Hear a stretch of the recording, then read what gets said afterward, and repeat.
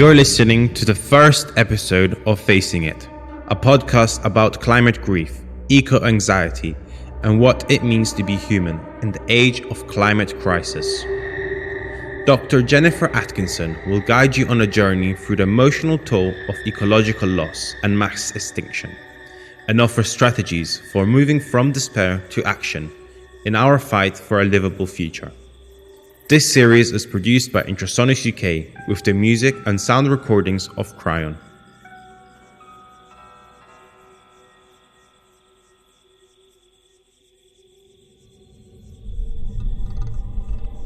I want to talk about eco-grief and climate depression.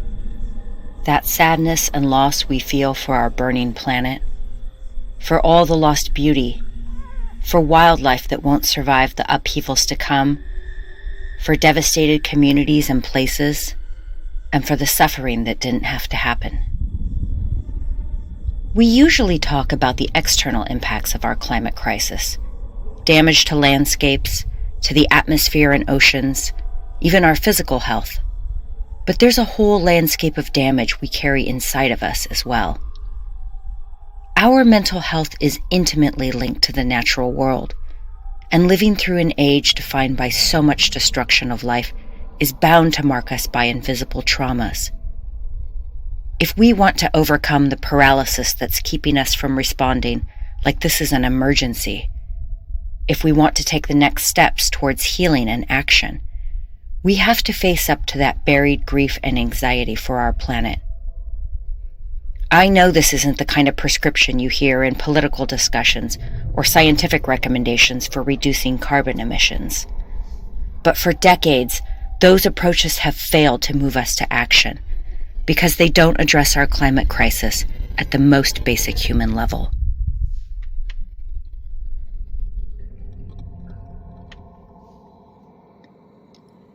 When I was growing up in a rural part of California, we would sometimes sleep outside on our deck in the summer, and the sound of crickets was so intense it felt like falling asleep in a bath of nature sounds.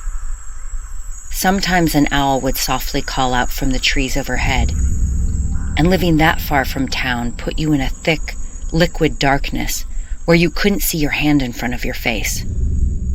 But if you opened your eyes in the middle of the night, the stars and the Milky Way overhead were electric.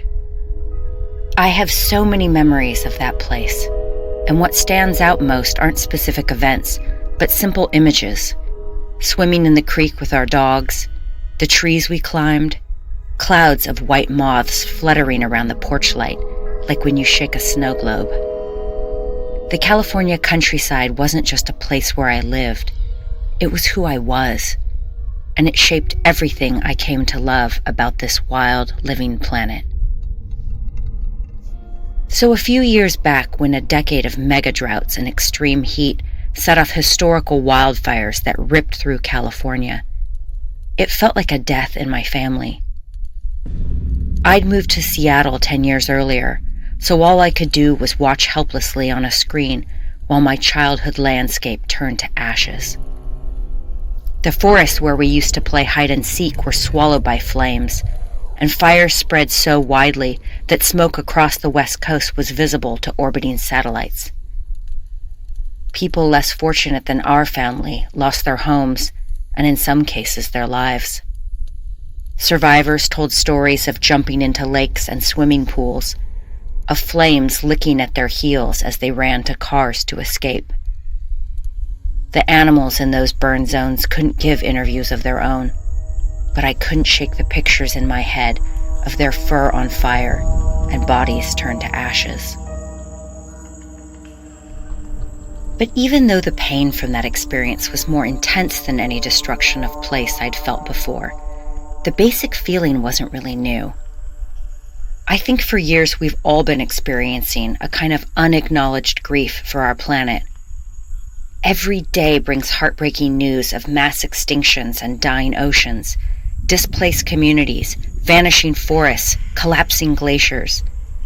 How can anyone absorb that without being shaken to the core?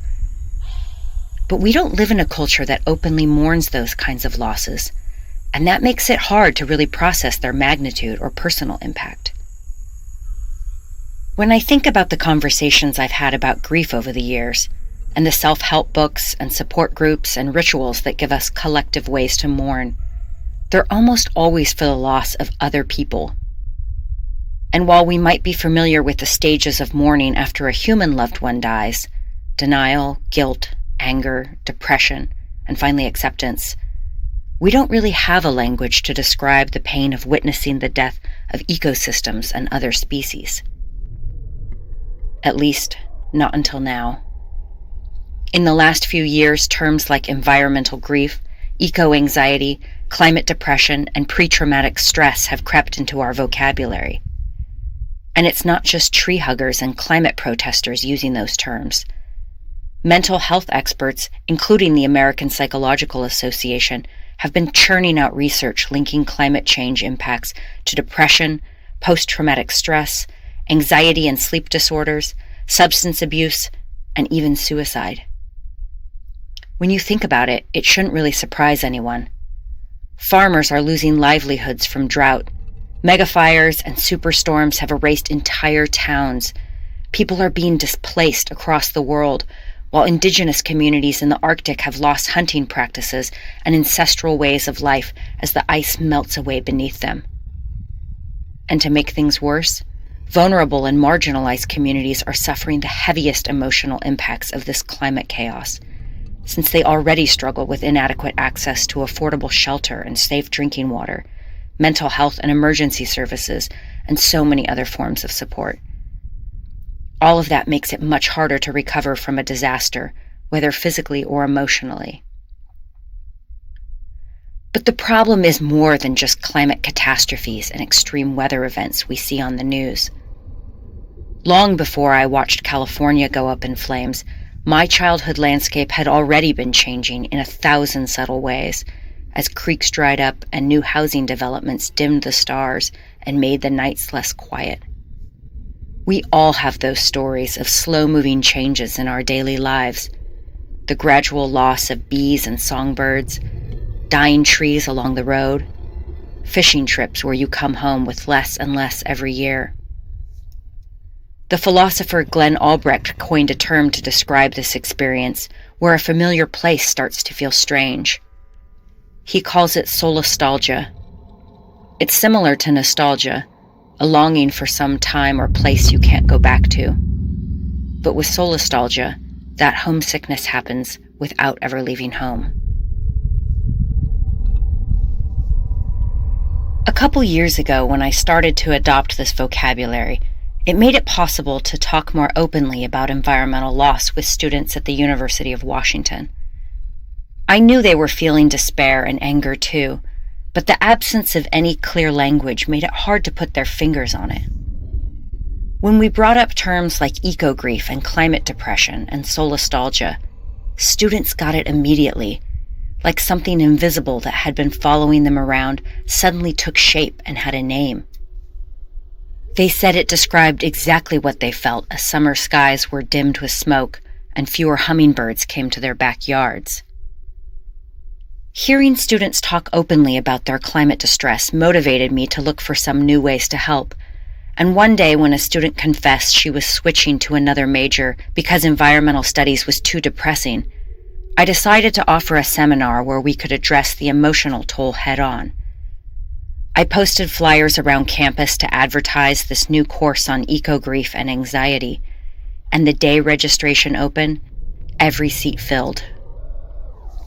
A couple months later, local and national news outlets started reporting on our class. Letters poured in from readers nearby and around the world who were comforted at least to learn they weren't alone in feeling despair. Those messages came from grandparents and nurses, school kids and scientists and baristas. It wasn't just me. It wasn't just our students. Eco-grief was everywhere.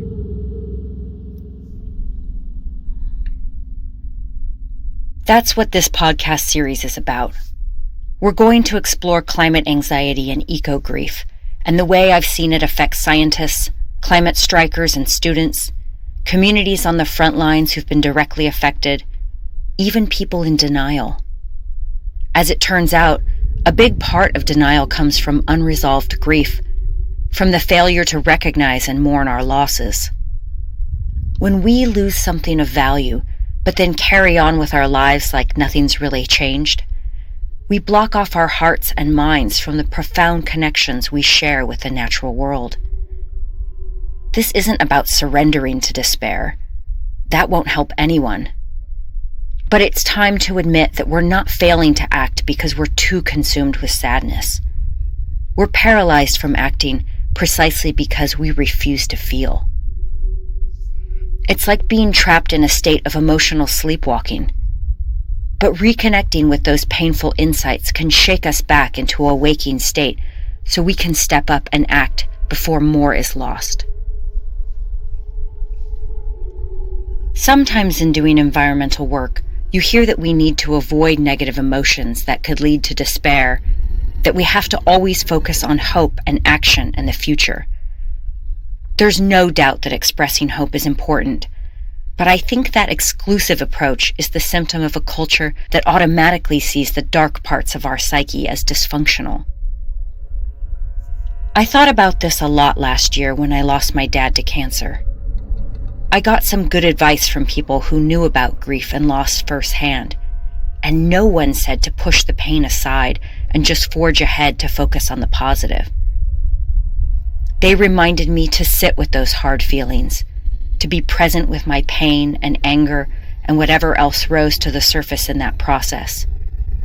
When I felt like crying in the middle of the workday, that's what my heart needed to heal, and I should talk about it openly and seek support from others. The cultural wisdom of the ages and all our world religions know this. Grieving doesn't lead to endless suffering. It leads to healing and mental health. Why should our grief for the world be any different than the loss of a loved one? Maybe the courage to mourn is all the more urgent as we look toward our climate future, because this assault isn't like the death of a single person you can finally accept and move on from. Ecological loss will continue on some level, even if we take decisive action immediately. Grief is strength in these times. Burying our emotions might shield us for a while, but grief keeps us in contact with truth. And beneath everything, it opens our eyes to the profound love we feel for the fabric of life that's under threat.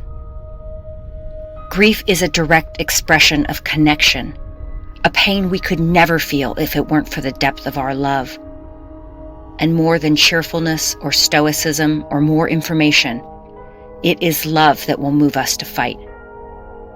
No scientific report or technological innovation will ever match that kind of power.